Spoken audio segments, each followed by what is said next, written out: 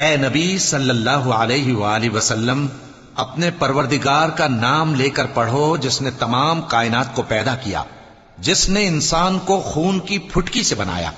پڑھو، اور تمہارا پروردگار بڑا کریم ہے، جس نے قلم کے ذریعے سے علم سکھایا اور انسان کو وہ باتیں سکھائیں جن کا اس کو علم نہ تھا، مگر انسان سرکش ہو جاتا ہے اس بنا پر کہ وہ اپنے آپ کو بے نیاز سمجھتا ہے۔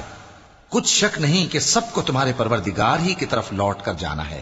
کیا تم نے اس شخص کو دیکھا جو منع کرتا ہے، یعنی ایک بندے کو جب وہ نماز پڑھنے لگتا ہے؟ بھلا دیکھو تو اگر یہ راہ راست پر ہو یا پرہیزگاری کا حکم کرے تو منع کرنا کیسا؟ تو اس کا انجام کیا ہوگا؟ ذرا دیکھو تو اگر اس نے دین حق کو جھٹلایا اور اس سے منہ موڑا، کیا اس کو معلوم نہیں کہ اللہ دیکھ رہا ہے؟ دیکھو، اگر وہ باز نہ آئے گا تو ہم اس کی پیشانی کے بال پکڑ کر گھسیٹیں گے، یعنی اس جھوٹے خطا کار کی پیشانی کے بال، تو وہ اپنے یاران مجلس کو بلا لے، ہم بھی دوزخ کے فرشتوں کو بلائیں گے۔ دیکھو، اس کا کہا نہ ماننا اور سجدہ کرنا اور اللہ کا قرب حاصل کرتے رہنا۔ چونکہ آیت سجدہ تلاوت کی گئی ہے، لہذا سامعین پر سجدہ واجب ہے۔